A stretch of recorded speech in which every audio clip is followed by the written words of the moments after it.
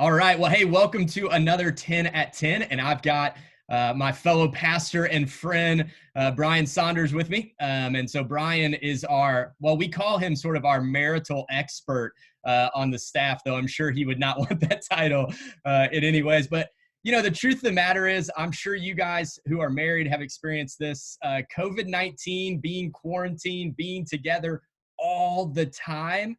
A lot of stress, anxiety, fears, doubts, all sorts of things coupled in with being together all the time. It just causes, I feel like Steph and I both would say, we're a little bit more on edge around each other. And we're just recognizing we're going to have to really work hard at this thing during the next few weeks. I mean, that's always true in marriage, but I thought I'd bring on Pastor Brian to just sort of talk to us a little bit about that. So B, have you noticed anything like that in your own marriage, or is it just Steph and I? We are living out those same challenges. Honestly, it's proximity opens up a whole new can of worms in marriage, and there are really, Jeff, there are some additional stressors I think that are out there right now, just with the nature of kind of what we're dealing with. These are unprecedented times, at least for my lifetime, and so that includes obviously many others. But in lots of ways, this has been an incredible blessing. Because we've gotten time together as a family that we never thought we would have gotten. Our kids are 2 of the 3 are in college. And so we just assumed those days of gathering really as a family were sort of over. We're chasing them around to sporting events and other stuff. But it has been a blessing in many ways to have everybody back together. And that has also brought with it some challenges. Yeah. So we're experiencing those as well.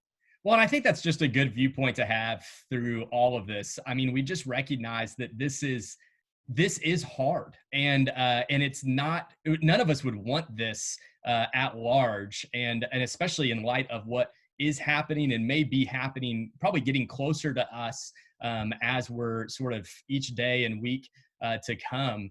But at the same time, we as Christians, and we always want to seek, what are the opportunities here? What are the things that we do have? What are the ways that we can grow each other? What are the ways that we can maybe dig into relationships, especially with God, but also with one another? And so, hey, talk to me a little bit as I'm just thinking about what do you think are some things that are really important during this time in our relationships with our spouses? Yeah, I think you're thinking along the lines of the right direction for sure. It's important for us right now to really be in a position to extend a lot of grace. We all recognize as Christ followers, we've been given more grace than we deserve. We recognize that when you put your trust in Christ, that was more than you could ever possibly expect, deserve. It then needs to transfer right to your family, especially to your spouse. You and I are on a little bit different ends of the spectrum with our kids in the household there. Mine are, as I mentioned, 2 in college, you 2 not even yet in elementary school. So different schedule, different routine for you guys. And I think it's important for us to extend grace again throughout our family. And, as fathers, you and I are called to lead the way in that as we lead our homes. Yeah. We recognize that God put that hierarchy and structure in place. And it's important for us to take that role seriously right now, which is truly servant leadership. Yeah. And so I think it's an opportunity for you and I to, especially as husbands and dads, to recognize we have an opportunity to lead like never before in time. And with it appears to be, somewhat indefinite for the amount of time this is going to continue. So it's not like it's a blizzard and we know it's going to melt off. I heard somebody describe it that way. In a week or so, it's probably going to extend longer than that. And so for us to really practice what we've been taught from God's word, particularly in the book of Ephesians, I love to go there in the counseling world, but also just in general, what a great book for us to turn to, instruction for Christian households and Christian families, and not just for Christians. This applies to anyone, of course, because these strategies, what God commanded, what he advised, it just works, and it works better than anything else. So I want to extend a lot of grace. I want to lead well. And I recognize this as a time to serve my wife like never before. And as you alluded to, some of the things that we've encountered in our own home is, hey, I'm selfish, man. I'm a selfish dude. You want to know how I realize that even more? Over the last week, as we've gotten a lot of time together, I can see my selfishness my sometimes insensitive comments showing through. And so it's really important to focus on serving. And I think we're going to talk a little bit about some of the love languages and how we speak our spouse's love language, but also to extend that grace, and then to make sure we're spending a lot of time working on communication. Yeah. Yeah, that's great, man. I think that's super helpful. And definitely as I think of trying to lead my house, and honestly, one of the reasons I wanted to have this conversation is just to wake myself up a little bit to this, because I do think there's a sense in which a lot of us are just trying to survive. But that doesn't work if this is going to be a thing that's 3, 4, 5 weeks or more.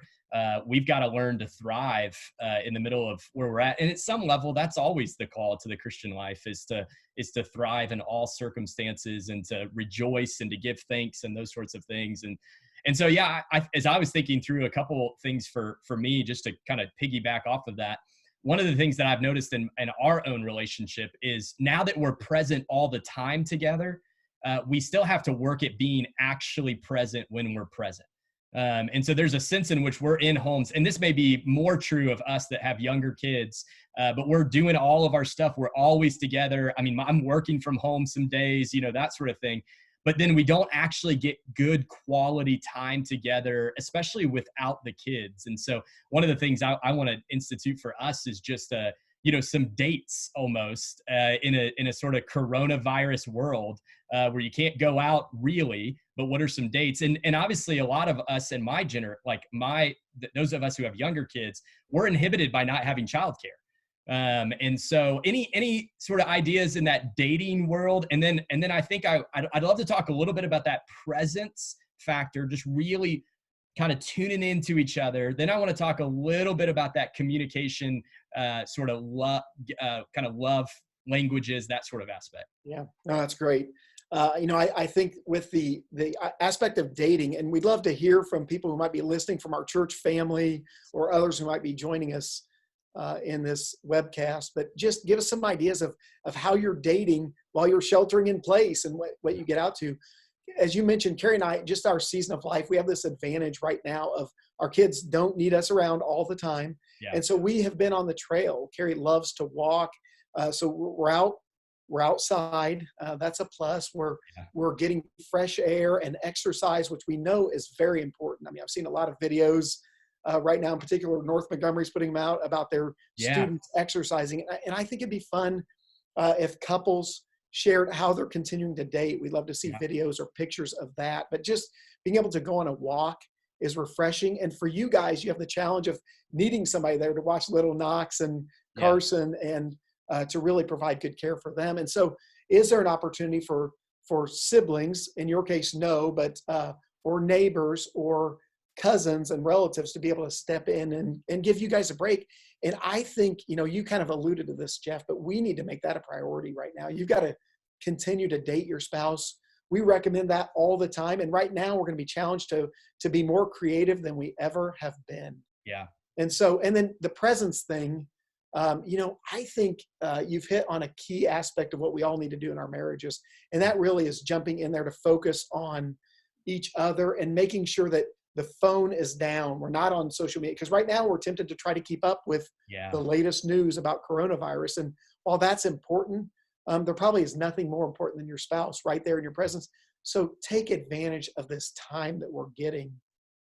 I think you're going to jump in there with a comment. Yeah, I think that's great, man. And just some of the things. So for us, that looks like during nap time or normally after the kids go to bed. And so some of the things I'm thinking through, and we have not done this yet. So don't hear this as like, man, this worked great for us. These are things that I want to start to put into place. But, doing a game night, even with the two of you afterwards, watching a movie, but maybe making it a little bit more special, having really good snacks, make it a little bit more like an experience. I think because the truth of the matter is you're not going far from home.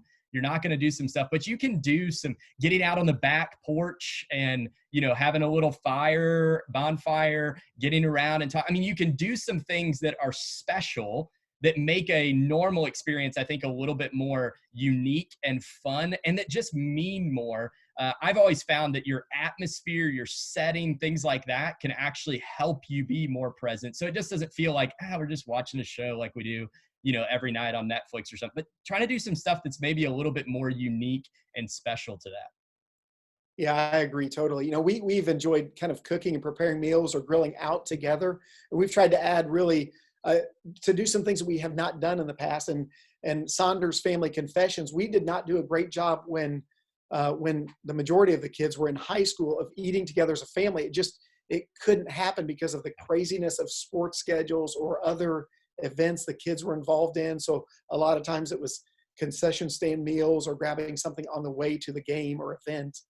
And so we've really focused on enjoying the time together as a family. Again, as I mentioned at the start of this, the time we didn't think we'd ever get back, but God has blessed us with that. And so then trying to turn those family cooking events into something unique and also something special, just being really intentional about that time. I think that's a great point. Taking the mundane and routine things of life and just adding really a special quality to them, being creative in what you're trying to do. Yeah, I think it'd be cool. And I'd love to see how people are doing that. Steph and I just did Home Chef. So again, I don't know finances for everybody and stuff like that. We were able to get an incredible deal and that's kind of like the Blue Apron, but something, neither one of us are great cooks and there's not a lot in grocery stores and stuff like that. So just to even be able to have food delivered and kind of make a special meal together and things like that. Hey, we don't have a lot of time just as we're coming through this, but talk to me a little bit, because I think you're right. I've been thinking of James 4 as a real significant passage for marriage couples, just to recognize we have different desires and wants. And often those desires and wants are selfish. And one of the things that we need, and we typically think that everyone shares the same desires and wants that we have. So I think, well, my wife thinks exactly like me, but she doesn't.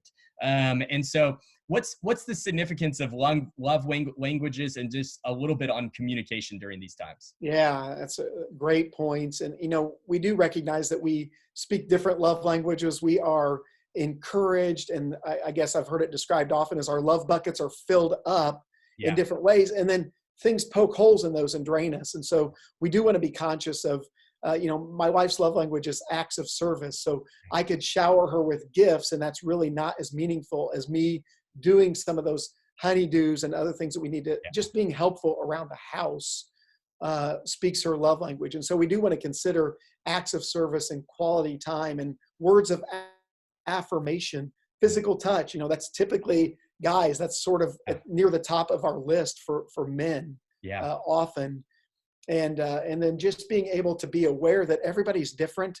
I would recommend a video right now that we are that can be shown through Right Now Media. It's a series of videos, 5 videos, called Love and Respect by Emerson Eggerichs. Mm-hmm. And it's outstanding for helping to understand those differences in communication, that we aren't created exactly the same in the way that we hear things and the way that we say things. And then, as you were pointing out, Jeff, just to our needs in those areas. And right now it can be challenging. There are more people in our house than ever, not ever before, but for a long time for the Saunders home, all 5 of us are home getting a lot of time together. Well, that doesn't give Carrie and I a lot of alone time. So trying to make sure that we can be intentional in making that time happen as well, the personal time together, our date time. Yeah. So I think that's a great point. That's good. And that might be a great application, is just to go on and do that Right Now Media series. Don't try to do it 5 episodes in 5 days. Pick a weeknight and say, after we put the kids to bed or we get some time alone, we're going to watch the video and talk about it and make it special. Maybe have a special kind of ice cream or something like that as you go through it. And I do think the tendency is, once we put the kids to bed, is to sort of just, done, and just rest and veg on social media and watching shows on Netflix, but not really spending time together. And again, you're not going to do this every night, but trying to maybe develop some consistency like that. And then obviously some, using things like Dwell that we've kind of put out there, Right Now Media, YouVersion, even our chronological Bible and the Keller devotional, doing a kind of a family devotional. We're going to be talking next week about an Easter family devotional. Some of those sorts of things are really helpful. Our family's trying to continue through the New City Catechism. So hopefully that can do that. But we'll probably bring you back at some point in time, B, so that we can kind of talk a little bit more. But hopefully that's helpful for you guys out there. Thanks so much for jumping on here, B. I appreciate it, man. Yeah, it's been great. And I would just end with this thought. Hey, pray together as a couple. And as a family, but something you can do special as a couple is to pray, spend time in prayer together. So it's been great, Jeff. Thanks for having me on. Thanks, bro.